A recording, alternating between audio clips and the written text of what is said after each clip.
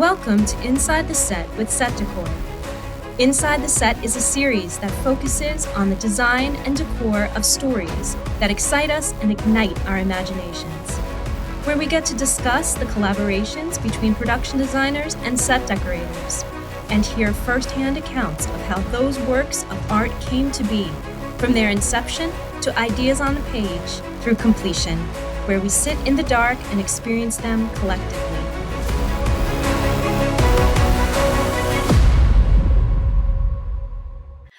Hello, I'm Carla Curry SDSA, and today I have a great pleasure of sitting down and chatting with a couple of my creative mind friends that were just recently produced or recently filmed Lawman Bass Reeves. And it's streaming on Paramount Plus. So today we have Adrian Segura SDSA, set decorator, and our production designer, Wynn Thomas. Wynn, how are you today? I'm doing great. That's great. You know, Wynn, because I don't know you personally, I've heard about you forever and ever. You've been in the business just a minute. You know, how did you get into the business? I started a long time ago, and I started off as a theatrical set designer in New York City. And the very brief story, since it's not really about me today, was that at some point I got tired of being poor, and in the union, eventually I talked my way into a job, and my career started on a film called The Cotton Club, and I worked as an assistant art director on that film. So that was back in 1983.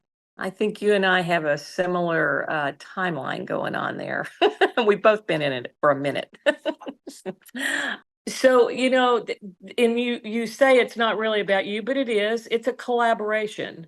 You know, as we all know, we shake hands together. You know, the set decorator and the production designer are best friends on set. You know, we have to be to make sure that we're giving you the vision that you have in your head, and also the director. You know, Adrian, I'll talk to you for a second. And I know a little bit about you because we've worked together before. Yes. And I'm just so proud of you. You came up as a lead man, which I think gives you a interesting, unique set of skills. You know, so when I think about, you know, just decorating, that's one set. You know, you have that creative eye and mind to be able to put together a set and bring it to life. But being a former lead man, which I don't possess that skill, I think it gives you an interesting insight into the logistics that go into, you know, putting together a great production, and then knowing also the challenges that you're facing, you know, which I think leads me to the next. I think we could probably jump right into the different locations that you guys were at. You know, especially in Texas, I know it's hard because it's a big, wide open place, and there's a lot of miles in between your sets a lot of times. I know that the challenges that presents, it seems like maybe it's the perfect time to jump into Fort Smith. You know, because I know that was not on a backlot, and that was not nearby. And you guys, you know, Wynn, maybe you can start the process about telling us how you found the location for it. Well, we spent, you know, Bass Reeves was a very complicated job because of what you just described, in the sense that we were located in Fort Worth, Texas, and that area didn't provide us with all of the visual elements that we needed for many of our sets. So as a result, myself and the locations department had to travel very often 90 minutes to 2 hours away from Fort Smith itself. We spent months really looking for Fort Smith because we needed to find a town square that had a period correct courthouse. And then we also needed to find a town that was not occupied with a lot of stores. So Right. after many months of searching, I finally found a place called Stevensville. Now, part of my process is to start with research, to do a lot of research, to have my initial conversations with the director. And in this case, on a television show, that conversation is with Chad, the showrunner. And then I sit down with Adrian, and he and I go over all the research that the both of us have gathered to talk about the approach that we're going to be taking to this particular location, to all of our locations. And then when you're doing a street like this with a variety of different kinds of stores, my conversation with him is about what kind of stores they should be, because he has to provide the set decoration for those stores. I think we can jump to you, Adrian. And, I know that working on location, it has its inherent, issues, challenges, because you're not in a populated town. You're not near prop houses per se. So, your period was what, 1875? We were 1863 to about 1879. So we had a pretty good little spread there. Yeah, you did. And things changed a lot in that little period of time. How were you able to source everything? I know that, you rely a lot on the locals, but that only goes so far. And I know, tell me a little bit about how that worked. Well, for me, first off, I approached it like a historian. I mean, I started reading books, started watching documentaries, tried to get as deep into the world as I could. And then from there, like Wynn said, we just went into the research, the physical, tangible things that, getting things in our hands, getting photos in front of us, looking at what this world really was. I had a really big office that had lots of photos on the wall. And in doing so, I would bring my team in and show everybody, like, look, this is what the world is going to look like after Wynn and I had our conversations and had decided what was best for the show. From there, thankfully, Texas is very spread out. Texas is very big. There was quite a few resources in Texas that we were able to pull from. We were able to pull from a big prop house in New Mexico that had a massive Western package. We were actually also able to travel outside of Texas. We went to Oklahoma, Kansas City, various cities around the region to pull from these places that had, there's antique stores, consignment stores, the usual go get them.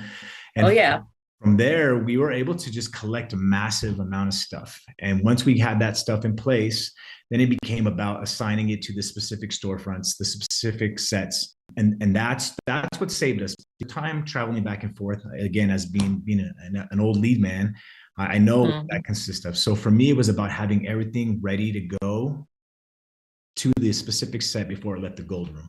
So in doing so, I have a great lead man named Cody Duncan. He was very organized. We had a very organized team. I have a great assistant set decorator, Scott Plunkett.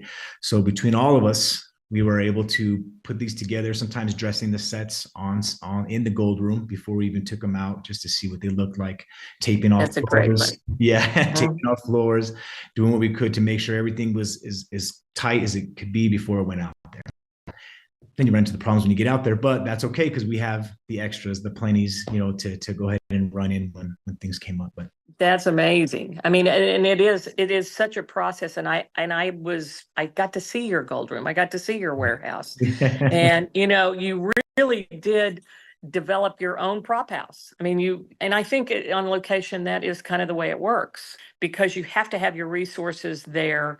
And especially when you're shooting this enormous project that you guys are on. Maybe you can give us a little background, for those that don't know who Bass Reeves is, as to his importance, really. Well, he was the first Black U.S. Deputy Marshal. And this is a gentleman who was known for bringing in the people who was arresting. He was known for bringing them in and bringing them in peacefully, as opposed to killing them. And that was a very unusual characteristic to have at that time. And I think his presence and the work that he did was quite profound for that particular time. It was quite profound for that particular time. And the thing that our script tries to do is to not only show who he was in terms of his work, but also the relationship that he had with his family and Mhm. the strong relationship that he had with his wife, Jenny. So, and so this is, again, this is the story that most people have not heard about. And I think that is the value of this series.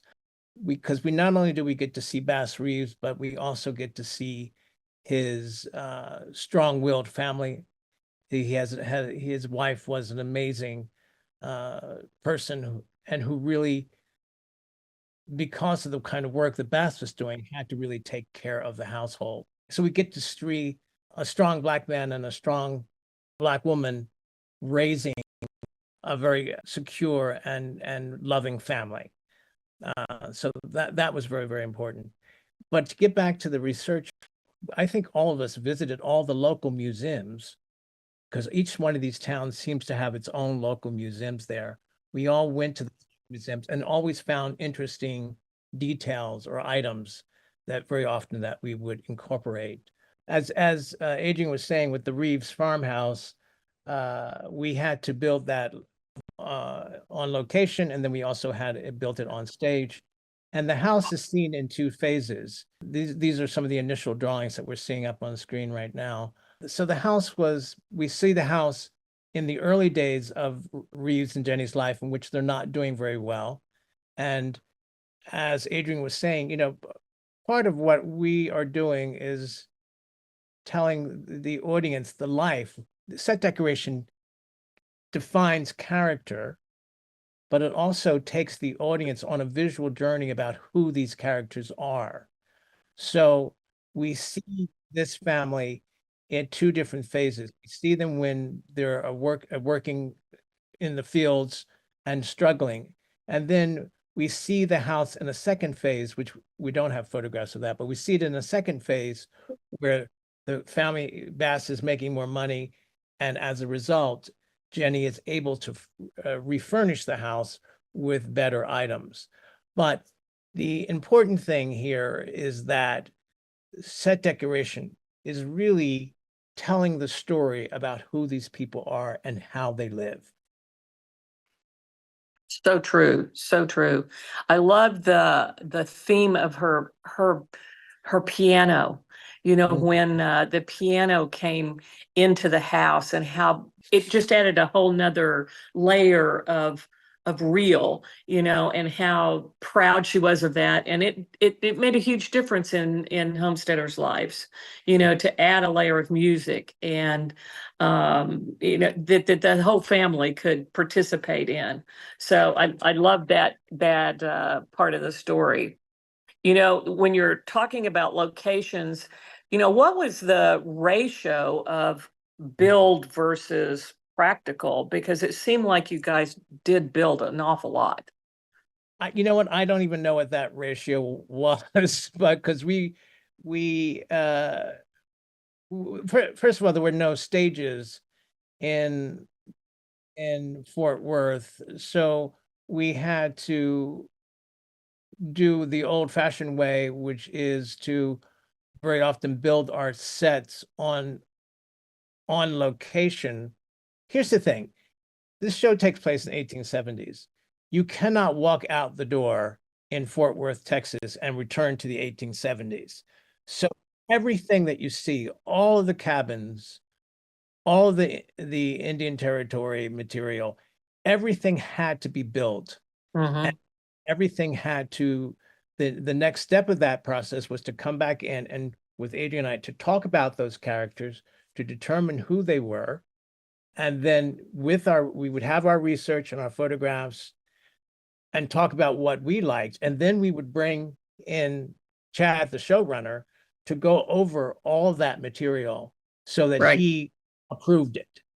And then once that approval process occurred, Adrian was free to go ahead and continue the building blocks for each set. Bass Reeves ends up in an Indian Territory with the Seminole village. And this was a photograph of an Indian trading post, which again was a set that we built on location and was again completely dressed for the project, for the series. And as you can see, I mean, the research that Adrian and his team did was quite extensive, as you can see from these photographs. Well, very much so. And I think, Adrian, that also speaks to, when you have to do things like that and do general stores or trading post and have multiples of things, I mean, that is another layer of difficulty, because you can sometimes find multiples of a few things, like in a museum or things like that, but they would be 100 years old. So you have to kind of turn back the time machine, somewhat to manufacture. And I don't know, how much of that did you have to manufacture? Did you have several graphic artists on board all the time that could help you with labeling and wrapping boxes and all that? We started with the Library of Congress, obviously. So that just because that's the most accurate source you could find, that's where we started. We actually, again, through research online, we're able to find different labels and different styles. Like Wynn is saying, so we have the trading post, but we also had Bywater Store, which was it was a bigger store. So the Indian trading post, effectively what they would do is they would bring in these traders, Native American traders. They would bring their goods, but they wouldn't fairly trade with them. They would give them these old, commissary items, things that probably had mold and were not doing very well. So in the trading post, everything is down. Everything, I mean, some of those sacks have mold on them. It's very basic. The Bywater Store, on the other hand, was a nice store. So every label in this store was made by us. Either that or it was from the Library of Congress. We were able to recreate it, or we were able to reuse it and place. So every can, every bottle, every box, I mean, every flour sack, and it's all based on research. So this is all stuff that these are the colors, these are the patterns, these are the styles. Everything that we found, we used, and there's not one, I don't believe maybe there's one or two labels in there that's a brand that's still used today that was used then, that's very similar. But for the most part, yeah, every box, every can, every label is it's all brand new. And there's an example of, like, even the crates, the food crates and stuff that you'd see in these photos, those were all built. Everything was built. So the coffee, there's a photo of a past of the coffee bins in the back. Those were all built. Everything was built specifically for this time, specifically for this space. It is just astounding. I don't think people that aren't in our business realize how difficult and the layer of tediousness goes into something that looks like that. Just every single piece that goes in there gets handled by several people. So beautiful work, absolutely beautiful work. Thank you. These are some of the pictures that we're seeing now are the vendors that would be outside the actual trading post. And the thing is, Adrian, you had your own graphics person doing all these labels for the cans and stuff. Is that correct? We did. It was a culmination of the two. It was the graphics as well as some of the Library of Congress stuff that we could find. Obviously there's clearance issues. So whatever we couldn't clear, we would have her make. Monica Frederick was her name. Amazing woman. So yeah, it was a joy. Again, you dive head first in, and all of a sudden you're engulfed in this whole world, and it was there. And I felt like I was in this world. Every set from front to back, because Wynn is so amazing. I mean, there's not 1 inch of any set that's not finished. so we tried to match that, and so you could shoot these sets 360, go around, go from that corner, front, from on top of a mountain. No matter where you shot, these sets were real places. They were amazing. And I've never been on a show where you're in the world like that. It was amazing. Right. Well, it shows. It shows. I mean, from the construction and the location, like you're talking about all of these different homes and cabins and all of that are out kind of in the middle of nowhere. I mean, that's number one, hard to find. And number two, sometimes hard to get to. Did you have any issues getting to the locations?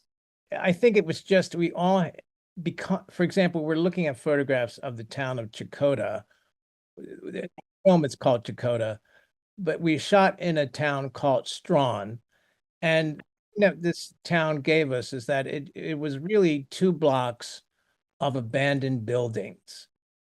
Therefore, in addition to the abandoned buildings and the abandoned interiors, this town also gave us a town square where we could put up facades and build a corral that was used. So this sequence in Chakotay was very complicated. There was a lot of action. There was a lot of shootouts. There was a lot of movement throughout the town, and it needed several different locations. So that's what the town provided us. And then it also provided us with there were 2 functioning businesses in the town, a local dentist and the bank. And Wow. then we had all these empty buildings that Adrian had to come in and dress. We essentially turned Strawn into a backlot. That's what we did. And we dressed all of these empty storefronts, and we built 2 sets. We built mini sets at this location. One of them was the Ruby's Bordello and all of the rooms that the young ladies were working at. And then we also built the Chakotay lobby and a saloon. So we essentially turned this into a backlot where all the action sequences could occur, and the actors could literally ride into town, get off their horses, and walk directly into sets, into buildings. But it required a tremendous amount of set dressing from Adrian and his team to bring it to life.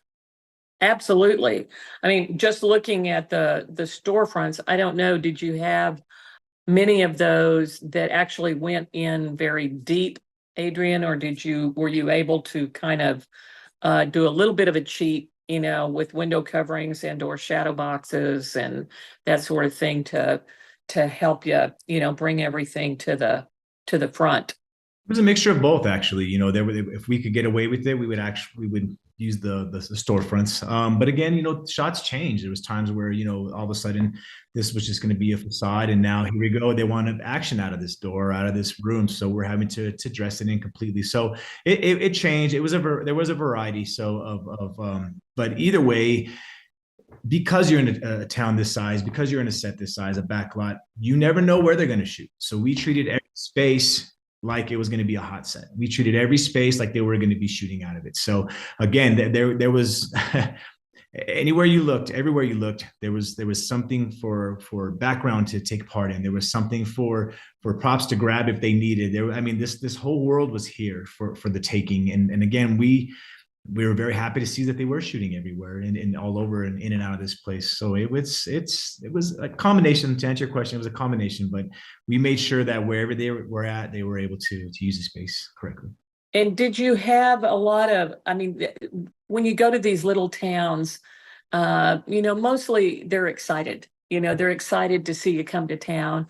And I'm sure that you've made connections there as well, where you walk in and they go, oh, I have an uncle and they have his brother's sister's cousin, has a whole barn full of, so that's kind of one of the joys. I'm sure, did you come across that? We did. We were even able to help wardrobe out a little bit, I think, because I ran into a guy his uncle was in the Civil War, and they had this music of stuff. Yeah, we are in the South, Texas is the South. So and that's when our show takes place, is right after the Civil War. So we found a lot of people who had a lot of resources, for one, and a lot of materials as well.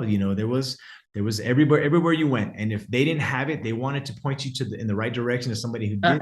So, it was a rabbit hole. And again, I have to go back to Scotty Plunkett, my assistant decorator. He's the guy that got to experience all of that, and he was the one he's a better talker than I am. So he was actually from one source to another, and he did a great job. But we found a lot of great stuff in the way you're talking about, just simple conversations. Hey, we're shooting a movie, takes place in this time. It's about, believe it or not, though, a lot of people in Texas know who Bass Reeves is. So once they were very excited to hear about Bass Reeves, and very excited to hear there was going to be a story about Bass Reeves. So again, then that would start another conversation, and you start going down the rabbit hole. You never come out, so, which is good for us, though.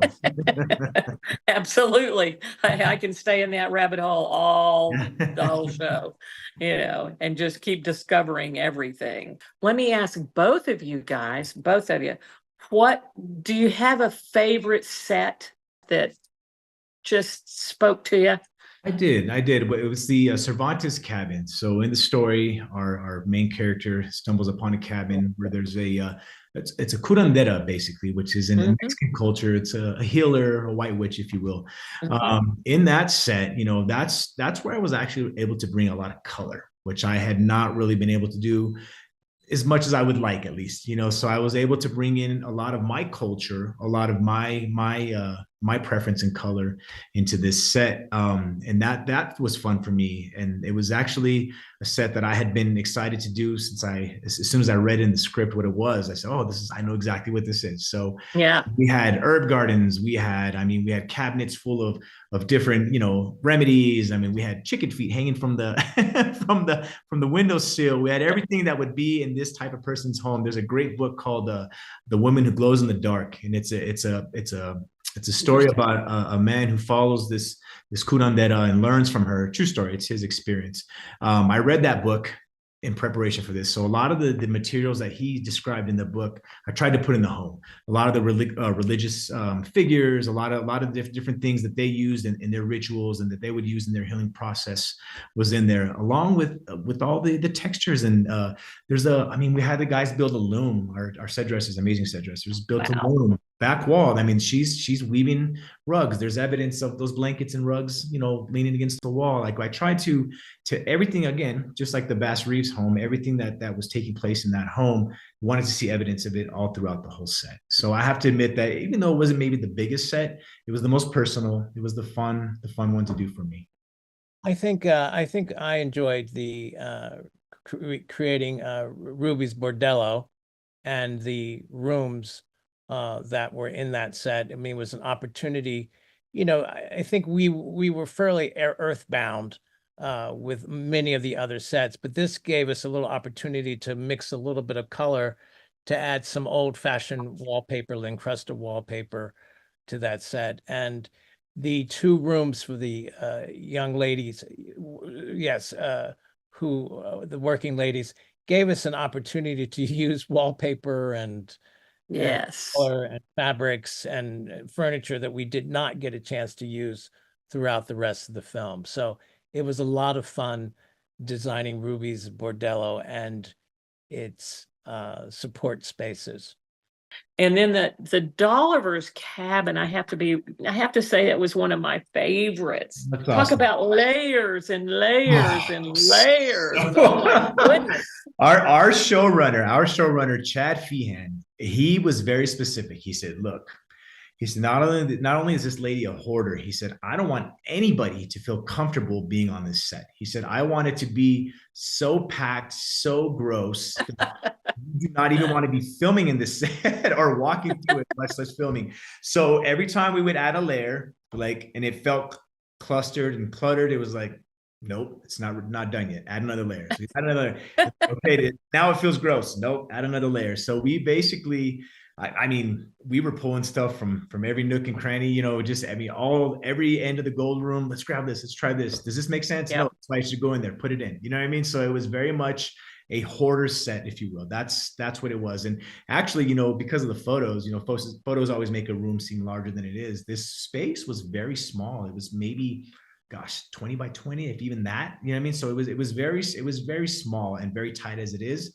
So the fact that we were able to make it feel gross. When they shot it, I think David, our main actor, was basically just kind of scrunched up in the corner. If you watch the footage, and there's a fight scene that happens in this cabin. I know. So it was fun. It was fun. I just remember him saying, like, it needs to be gross. He goes, I don't want to feel comfortable walking through this set. So I was like, okay, well, we can do something like that. We can gross it up.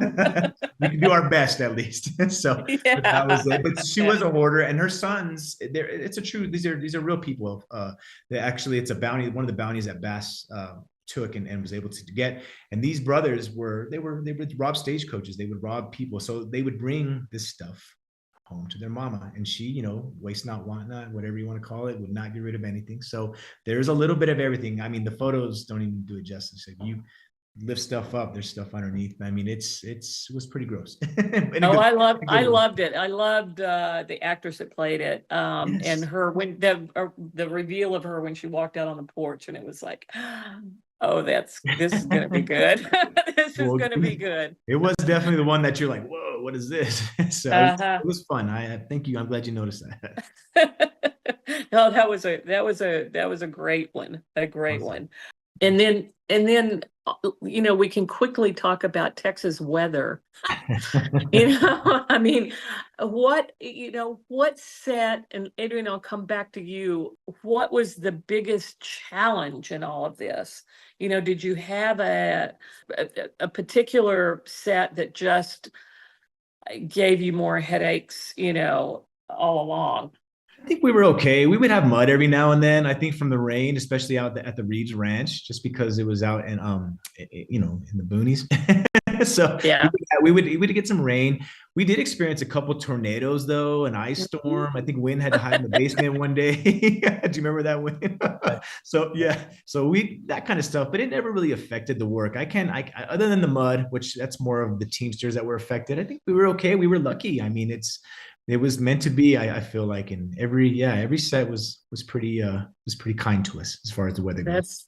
That's awesome. What, you know, Wynn, did you have any challenges along the way? I mean, every day is a challenge, honestly, but you know, that were challenging to find the set, or you know, bring it together, or things like that. Was there any challenges that you found along the way? Yeah, thank you for that question. You know, I think what people don't realize is that we're choosing all the exterior locations in addition to the locations that have our settings.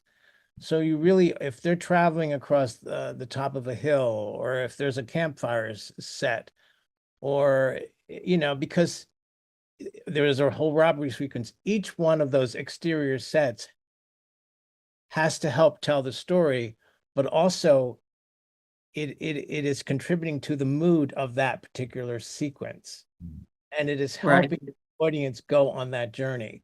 So in addition to finding all these locations where we were putting physical buildings, a big part of the job was just going out and finding the most interesting ranches that gave us great visuals. So, you know, I had a fantastic team on this movie in terms of my art department and in terms of my set decorating department, because I spent a lot of time scouting in cars. Mm-hmm. Would have to come in and do a quick sketch or have a quick conversation or show someone, and then I'd be back out in the vehicle scouting locations. And I kept saying, I wish I was getting frequent flyer miles for every time amount of time that I spent in all the vehicles scouting, and it took us months to identify all these various locations. And then Adrian and the art department, and then Adrian and his team would come in and put all the finishing touches there. Well, bravo, because it's a gorgeous piece of work. You know, I'm a little prejudiced to Westerns and, you know, period pieces like that. I've done a couple of them, and bravo, my hat's off to you, because you guys did outstanding work. It's just beautiful. Thank you, Carla. Just beautiful. It means a lot, Carla. Thank you.